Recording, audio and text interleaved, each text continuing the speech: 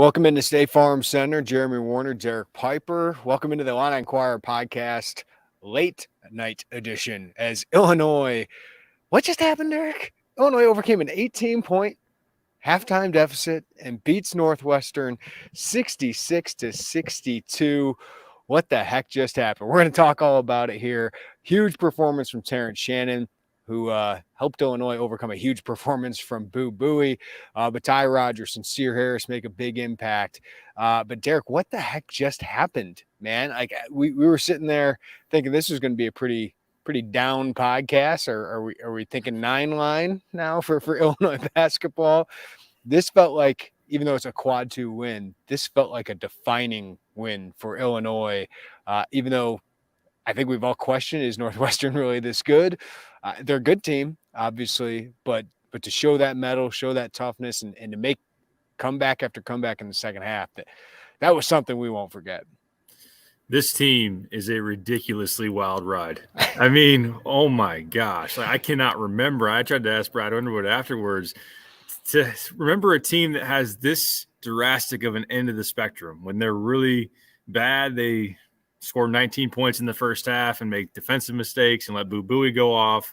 And then when they're really good, they outscore Northwestern, one of the top defensive teams in the country, 47-25, and shut down Boo Buie in the last 12 minutes of the game. Sincere Harris was great as far as that goes. And you mentioned Shannon going into God mode, takeover. He was an absolute monster. And to come off of a 2-game absence, didn't really know if he was going to play even until today. I know he practiced a little bit yesterday. So the highs and lows of this team, even within one singular game, like the UCLA game, they're down 15 early second half.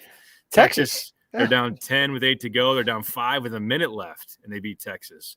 They're down 18 at half in this game, and they win.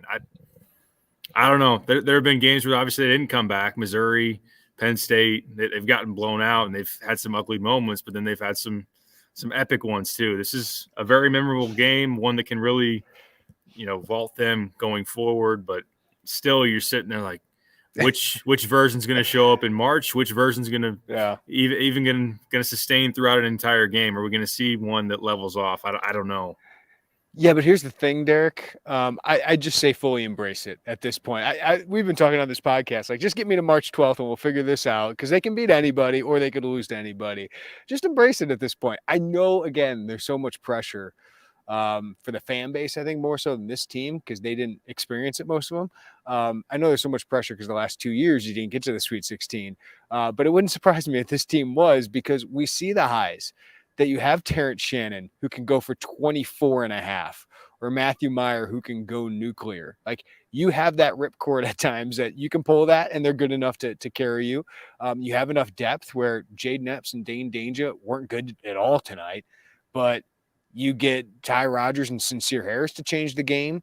And one guy we don't talk a lot about is Coleman Hawkins. I know he doesn't have the best stat line all the time, but he steadily always makes an impact, steadily always plays the most minutes on this team, it seems like, and made a game-changing play at the end with the block on Boo Buie. But yeah, I would just ride this roller coaster, man. Like, I know it's frustrating, but I think there's a lot of probably coaches in the Big Ten that would take this roster heading into March, Derek, because they can overcome an 18-point deficit and beat ranked Northwestern. They can overcome a deficit against UCLA and beat them. They can overcome a deficit against Texas. It's wild, but there are points of it that can be pretty dang fun. For sure. And yeah, I think if you think of it this way, like a couple of years ago, before the 1-year transfer rule, this would have been a big time transition year, a rebuilding year for Illinois, and would have been a circumstance where you're probably, fighting just to go to the tournament, probably on the wrong side of the bubble, just looking at it as far as takes Shannon and Meyer and even Dane off this team. I know Dane transferred mid-year last year, but still, if you think about it in that sense, or if you think about it, where Ohio State's at, a similar roster build that we talked about it before on this podcast, that they didn't get the type of star power in the portal that you did, but there have been some circumstances where, trying to build a roster this way hasn't worked out that well. Now, can you look at the overall talent? I know Tom Izzo, when they played Illinois, he said, I think Illinois has got the most talented roster in the Big Ten. Can you be frustrated about the roller coaster nature of it and not living up to your potential, or just having a frustrating time where, Brad says we didn't have effort in the first half. We had terrible mental focus, and you're kind of wondering, why is that the case? Why does Brad have to get on this team's case sometimes just persistently to get them to click into place? And then you see what can happen when they really can go, because, Shannon's super athletic and showed and reminded people, in case they forgot after a week or so, how good he really is. And Myers stepped up there in the second half too with his energy on the glass. And I know his stat line as far as shooting wasn't the best, but when you have two guys that combined for 2 points in the first half and then ended with 40 combined, like that's star power in the portal that just overwhelmed Northwestern. I mean, there's so many different angles from this that we can talk about. Like, I didn't even notice all of Myers' points were in the second half. Yeah.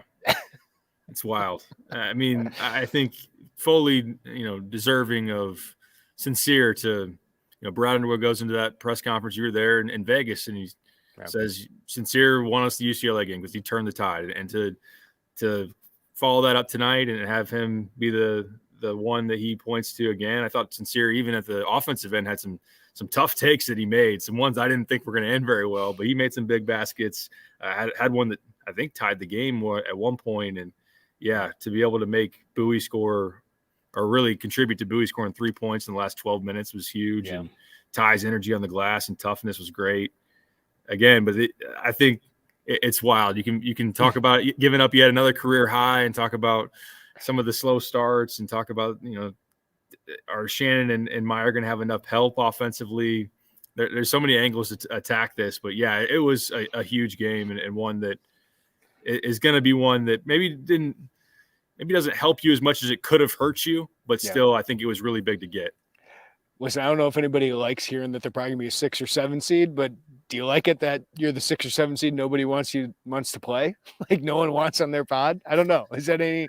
I guess it's equally frustrating, but equally exciting because I think this team is capable of doing that. But we've talked about that. Tonight was a reminder. Oh yeah, Terrence Shannon, he's a star. He's the most talented guard, maybe besides Jet Howard in the Big Ten. Bryce Sensabaugh obviously is up there too. But man, he's just a load. And Northwestern had no answer for him. And Chris Collins said afterwards, we knew he was going to go left and we really couldn't stop it. And then he'd go right and just hit that step back 3-pointer. Man, that was, I talked to you. I said, this is UCLA Shannon going off. And that's exactly what Brad Underwood said. Again, to have him, and you've talked about it, Derek, we hadn't seen Meyer and Shannon go off together. They did in the second half. And boy, that's a supernova. Yeah, it's just the fifth time against a high major. They both scored 13 plus. And yeah, Shannon, when he's making threes, in addition to what he can do downhill, he's an absolute load. And to hit those pull-up jumpers, 4 threes on 5 attempts from deep. And I mean, Chris Collins talked about Northwestern knew where he was going. He's going left-hand drive if he wasn't going to pull up and shoot it. And Northwestern does a great job of contesting around the basket. They make you shoot threes because they're so good at packing the lane and being able to contest. They're in the paint. They don't give up many shots at the rim, but he just out-athleted guys. He was just in a complete NBA Jam fire mode and gets going in transition too. He had a steal and a Euro step takeover. This place was on fire because of what Terrence Shannon was doing. And it reminded you that he can just absolutely overwhelm you.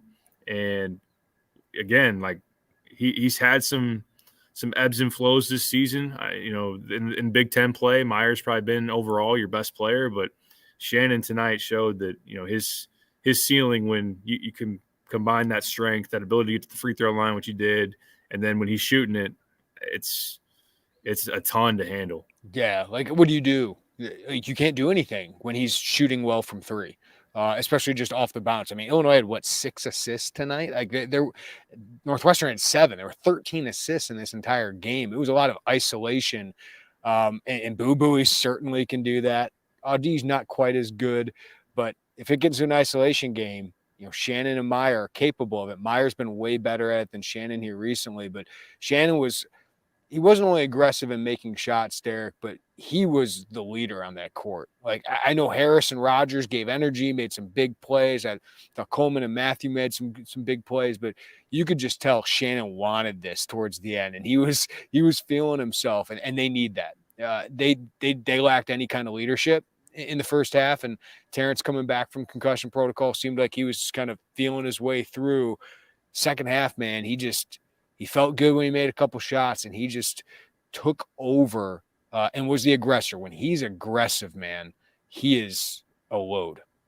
Yeah, in the first half, I didn't know if he had it, because he had 3 fouls, kind of looked a little tentative, and for whatever reason was going through the motions. Like you said, I think he was trying to settle into the game, came off the bench, obviously, and it had been, a week plus since he had played in the game. But there in that second half, we've seen Matt be an alpha. I thought he did a great job of that, especially when Terrence was out at Indiana and even in the Minnesota game, 2 games he went 20+. But Shannon with his aggressiveness, again, when he's confident in that 3 and can make it, it's something that then teams just – they can't do much with him. And when he's able to get downhill on people and draw that contact and finish with aggressiveness, sometimes he's hunted the foul calls. Tonight he was just going and making big time finishes. And yeah, he just said, follow my lead all the way to the finish line as they stormed all the way back. And the way that they were able to so quickly cut into that lead, like it was 18 and down to single digits real quick in that second half. It could have been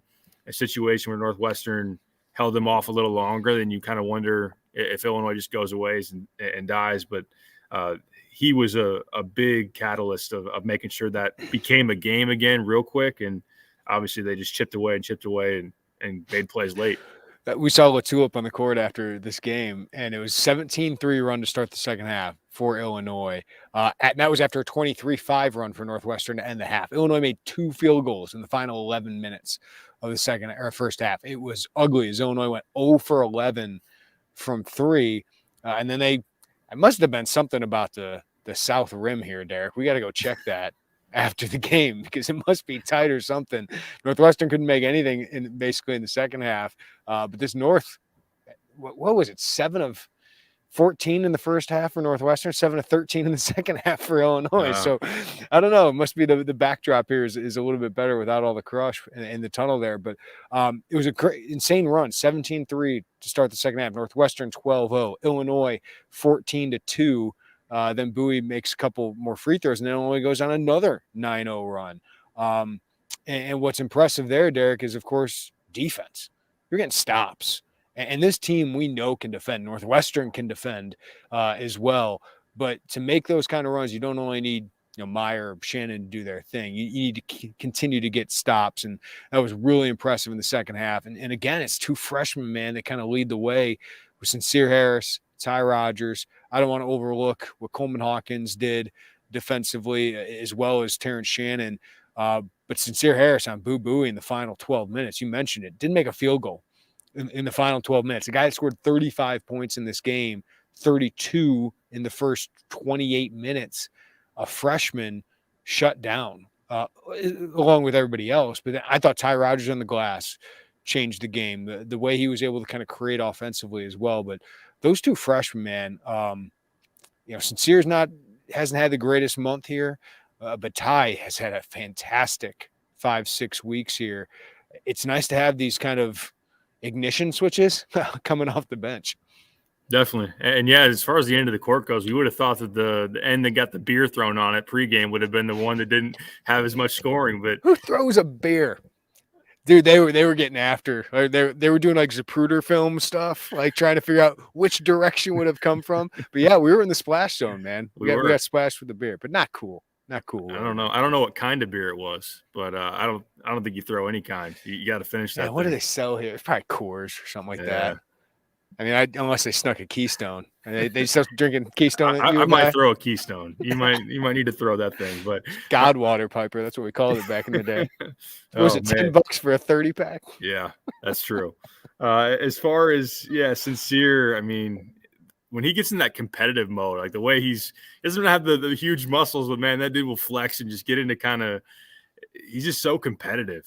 and he just loves to get after it. I think he sees a big time matchup like Bowie, and that gets him going. And obviously, he did it to Tiger Campbell. Like, he was a big reason why Tiger had career high, 5 turnovers in that game against UCLA too. So he can really get into you the way that he is able to be quick twitch and just fight. I mean, Marcus Carr too. Like, he did that late in the Texas game when Marcus Carr was having a tough time. So he's done it to some really good guards. And man, Bowie, that was one of the, I mean, we've been treated to some career highs, some big time offensive performances watching against Illinois here recently. What Bowie was doing in the first half was ridiculous.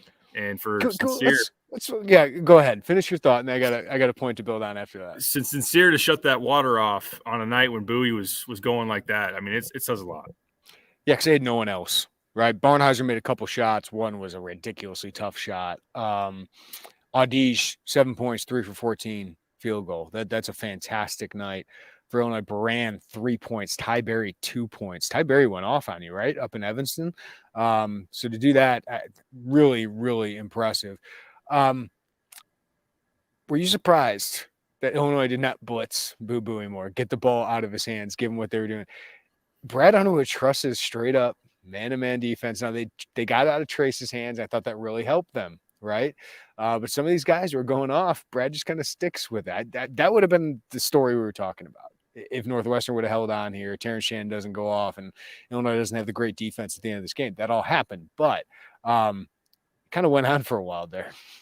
Yeah, I think a little surprised for sure. I think that's one of the buttons you'd like to push when he's able to get going like that. And when they have a center like Nicholson that's not much of a scoring threat, especially if they're going to use him and some of those ball screens, or even Barron, who hasn't shot it all that well in the season, you try to get the ball out of his hands, because that's kind of what Northwestern was able to do sometimes. Is Shannon was they put Shannon into a ball screen and they blitz him and make him give it up. Obviously not enough to be able to completely slow him down, but yeah, that's one of those that you look at. Obviously, we saw something similar with Jalen Pickett, where you're like, can you just make anyone else beat you? I know, get it out of his hands. Yeah, get it out of his hands. I know Penn State shoots the three really well, but that was one adjustment that didn't really throw him out at him.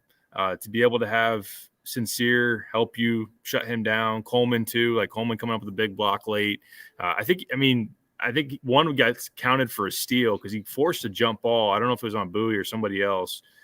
Late, kind of down the stretch of that second half too, but I definitely think that's an adjustment that you would have thought you'd see or you'd like to see. I will give Brad this credit though, as far on the note of adjustments, taking Dane out, playing that smaller lineup, putting Coleman at the 5, taking Jaden out, and then obviously offensively they kind of just drove Northwestern. They didn't get caught up too much in their spread or throwing it into Dane. They're terrible in that, playing out of the post trap too, and I think defensively it helped them cover some more ground when they had Sincere and Ty and Coleman at the 5 out there. So, but yeah, I do agree with what you're saying as far as blitzing. I thought, especially with Coleman at the 5, that's something this team should be able to do. Yeah, they started to hedge a little bit more with Coleman in there, and I think that's going to be an important tool, man. You got it, and you said it. Brad did make adjustments here, and it was not Dane's night. He was credited with 3 turnovers. Should have had 4. One was credited to Shannon that kind of slipped out of his hands, but Dane had a poor night. Jaden Epps kind of asked out of the game with 13 minutes left and never returned. He was going under screens a lot.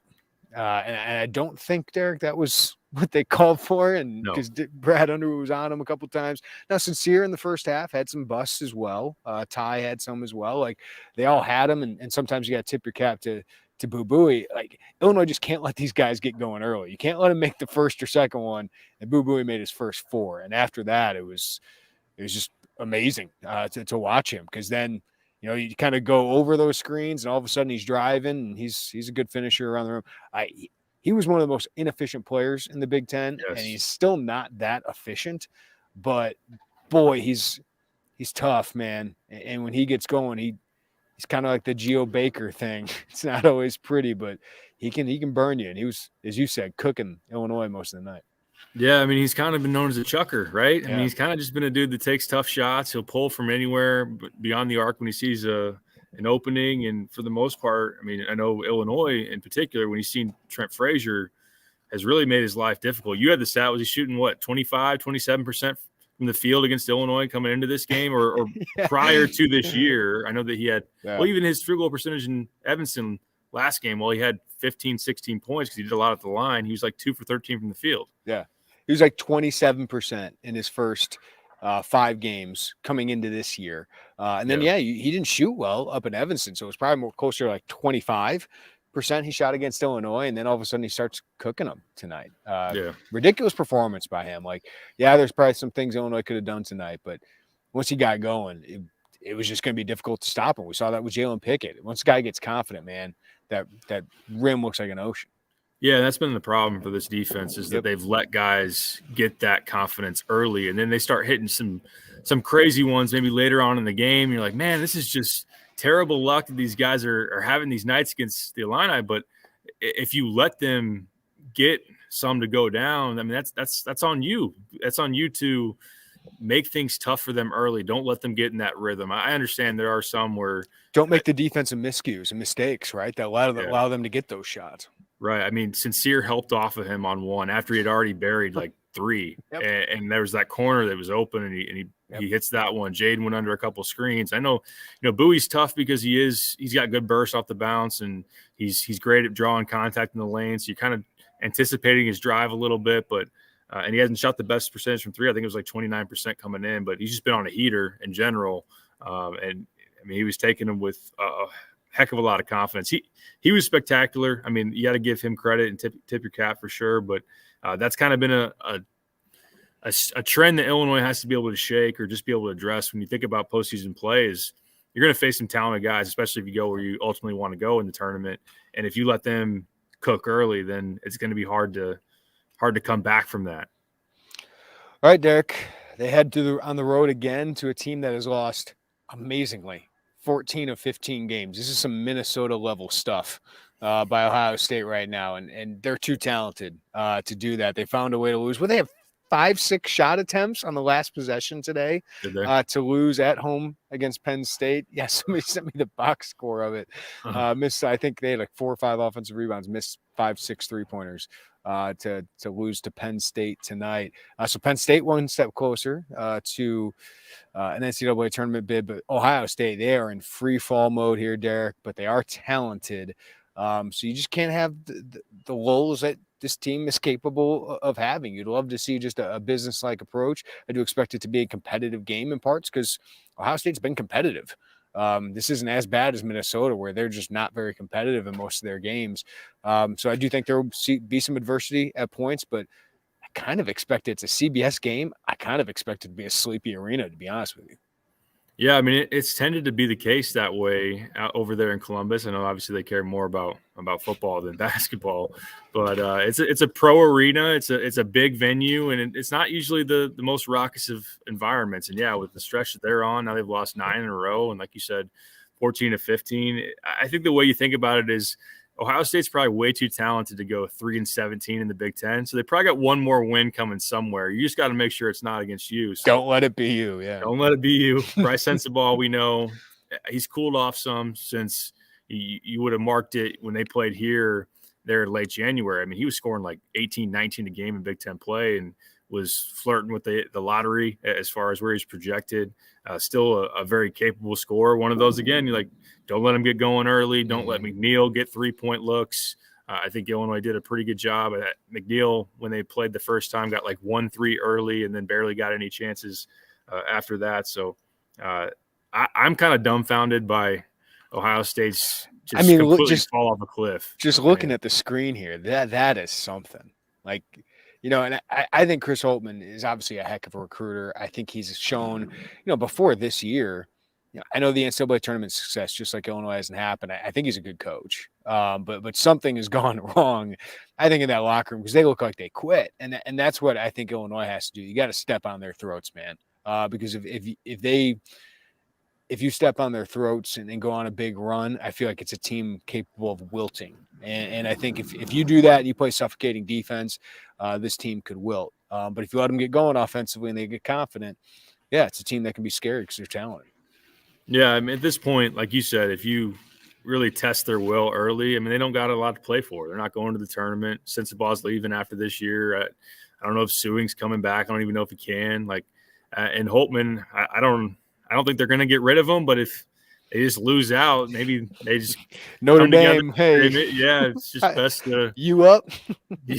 let you go do your thing, and we'll figure this thing out. But yeah, it is one of those. You got to bring the urgency early. Don't do what you did tonight. Don't do what you have done in against Penn State, where you let their talented players get some confidence and give them a reason to get up for that game and to hang around. But yeah, it's a team that I still think I thought coming into the year they were underranked, underappreciated. Obviously, that's been vastly incorrect, but they do have some dudes that can score on you. They haven't been that good of a defensive team, but when they have been good, they have been good on offense.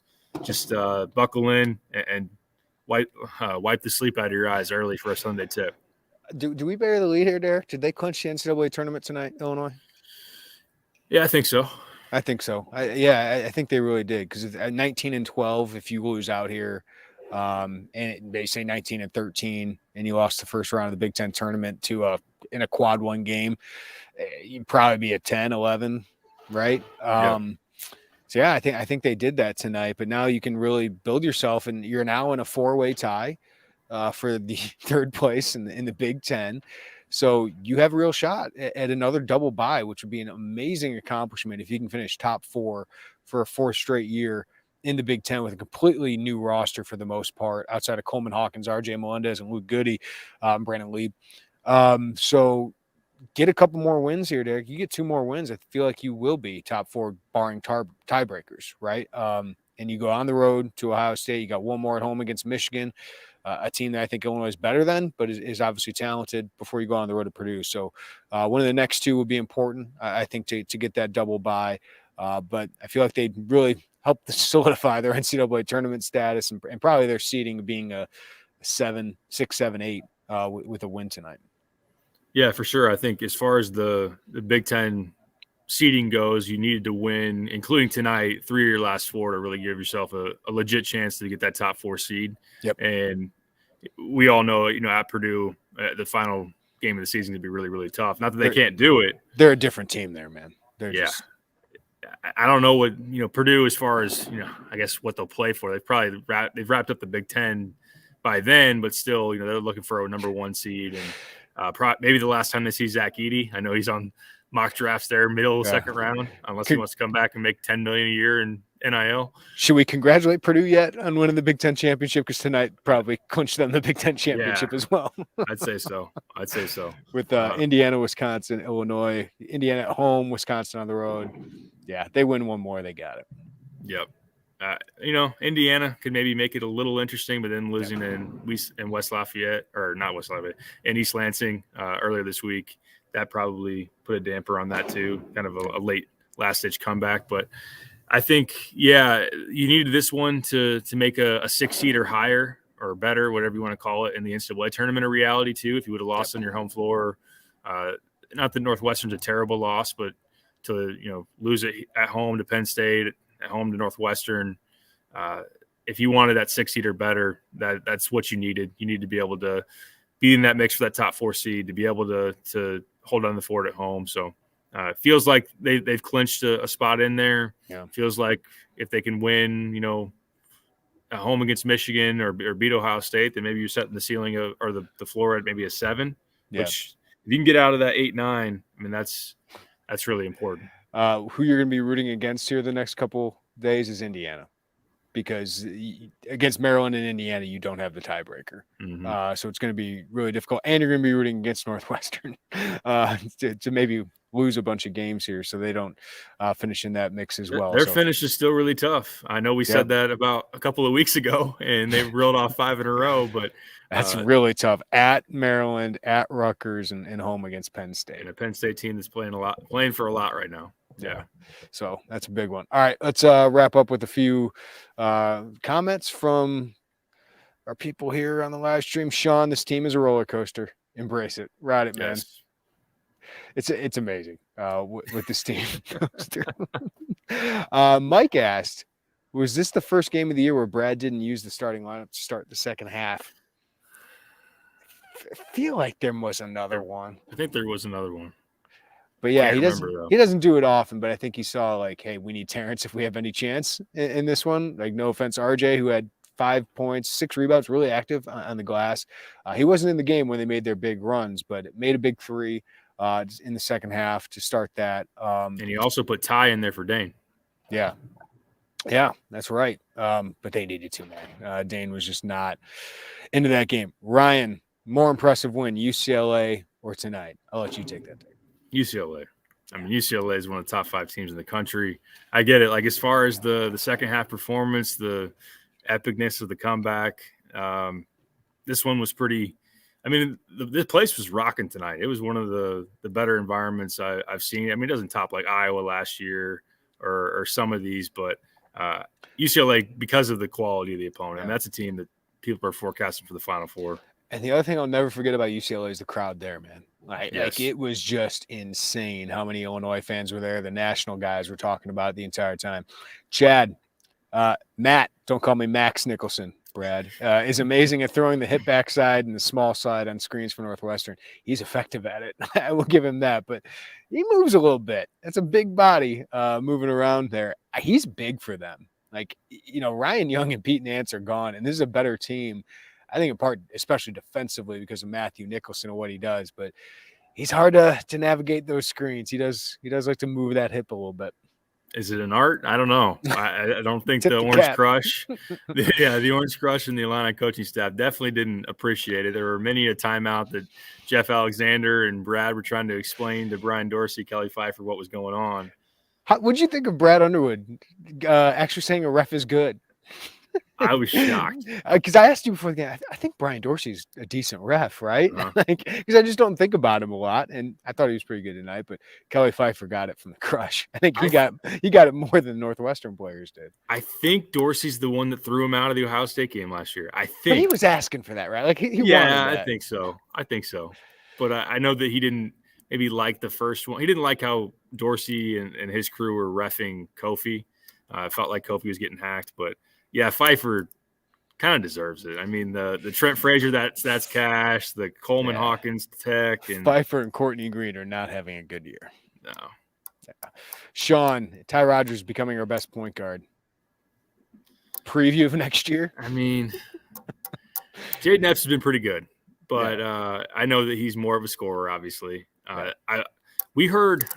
I heard a lot this summer about how much point guard Ty Rodgers is going to play. So I'm glad I'm just finally starting to see some of it because we haven't seen it up until this point. But isn't it amazing we are seeing good? I mean, the question about Ty, I mean, I know you and Tate went to a game and he's barely scores. Like the thing on Ty was like, you need to try to score more.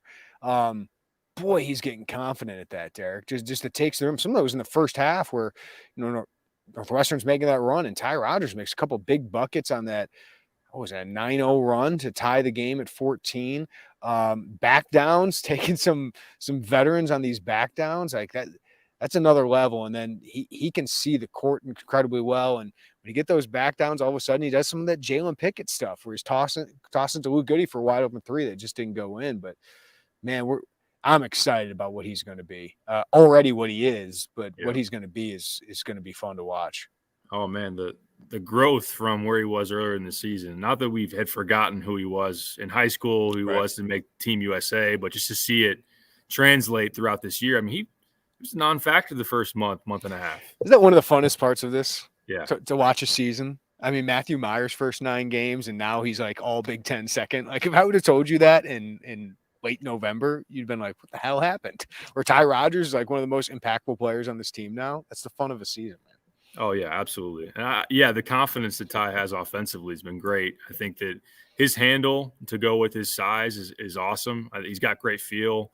Obviously, the game has been able to get to a standpoint where he's a lot more comfortable, confident, really good finishing all kinds of different angles around the basket. And he just plays with a ridiculous motor. So, if he ever gets that, even a mid-range jumper, I think he's got everything that you could possibly want. And, I shout out to someone I can't remember who it was on the comments. I think it was the last podcast we did that mentioned could he be a Jalen Pickett type down the road? And I think you could see some of that. I don't know what Jalen Pickett's shooting numbers were as a freshman, but Ty's got a ways to go. I know Jalen's not a great shooter. He's starting to become one. But just the way he plays, that physicality, that being able to see the court. And Ty's already a way better defender than Jalen Pickett. Like, I think Ty's got as high of a ceiling as anybody on this roster, NBA draft-wise.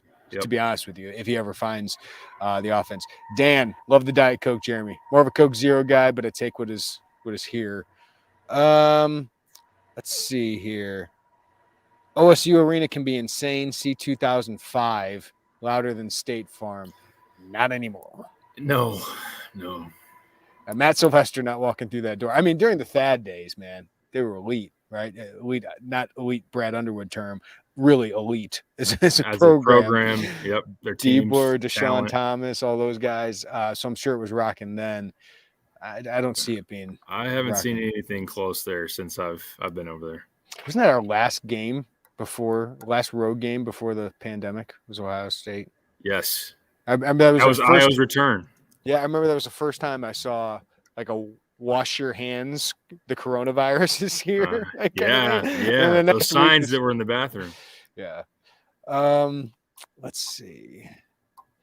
Early weekend starts have been tough spots for Underwood's crowd, Underwood squads. Not at Indiana, man. They showed up to that one. That's true. Penn State at home was one of those. That was a gross era thing, I can tell you that much. Oh, yeah. Dan, is small ball the way going forward? Could be some. Yeah, it's matchup dependent. I mean, some matchups you're gonna. Go ahead. You know what's nice, Derek? What's that? You can play matchup dependent. Yeah. Last year's team couldn't. Yep. Like that is what is great about this team is if Dane doesn't have it that day, you still have a chance, right? Because you can go small ball, or if you're too small and you got to match up against somebody else, you can go big. That's why this team is more versatile, and that was the idea of building the roster and the idea of why this team could have a higher ceiling than last year's team. I won't say 2 years ago, but a higher ceiling than last year's team. Yeah, I mean, that's been part of the formula is that this team's going to be far more adaptable, different ways to throw things at you, and they can just respond to different team strengths. I think that there'll be opponents where, you can use Dane to beat them up inside, and they won't have the ability to corral him on the block. He does need to get better because even if there are those circumstances, he needs to get better at facing the double team. He was really, really poor against it today. They got to work on that. Yeah, take a freshman big man, right? He did. And then defensively, sometimes they're really effective when he sits and drop and he's got his length. And if you don't have maybe a point guard on the other side that's that dynamic of a scorer, you can kind of shut down the surrounding off-ball guys. But just to be able to pivot to that small ball lineup and have it be effective tonight was good. That's something they can do. Dan, last one we'll do here, Derek. What's the difference on days where Dane has it and the days where he doesn't? Is it just a strong double? I just think it's a young, inexperienced player figuring this all out.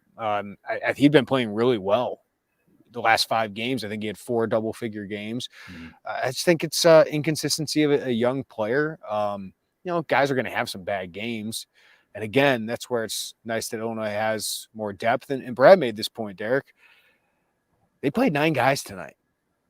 They haven't played 9 guys I think they played 10 with Lee, but 9 guys had 5+ minutes in this game. That hasn't happened much during Big Ten play. So hopefully they can get deeper. Hopefully you can get Goody going in some of these. He had some good looks. Shots looked good, just didn't go in. But you got options. For sure. Dane, when the first turnover, he turns and faces and tries to look like he's doing an and one mixtape move or something, and he kind of dribbles it off his foot or whatever happened. He over dribbles sometimes, and that's when things go wrong for him. Brad mentioned in the postgame the one-handed passes, which he didn't like. He's not a good passer yet. I know he's got the skill in him, but the decision-making is not there. Yeah. Again, it could just have been the circumstance of a one-off game and didn't handle the double that well. And defensively, maybe didn't get noticed all that much because Nicholson wasn't a big factor. But he's had games where you don't throw it to him enough inside because he's that good. He's powerful. He can spin and use both hands. And he can score on trace, right? Yeah. It's kind of just the fine line for him of using his skill but not being too fancy and not over dribbling and just kind of, being on that side of it. So, yeah, Brad kept telling him, you got to be more disciplined. Yeah. In a few more words. So yeah, he just need to be a little bit more disciplined tonight. But again, it's first full real season. All right. Hey, thanks to all our YouTube live listeners and watchers. We appreciate all you guys, more than 200 guys, people on the YouTube stream. So appreciate you guys. Thanks for listening on the podcast as well. Give us a follow, rating, review wherever you do that. YouTube people, appreciate you. Give us a like and a subscribe on YouTube as well. We got a lot to write tonight, so check it out at Illini Inquirer for all the latest on Illinois basketball. We'll have player grades. I think Derek's going to write about Terrence, and I think Joey's going to write about freshman Sincere Harris. So everybody have a great day. Take care of each other. We'll talk to you next time on the Illini Inquirer podcast.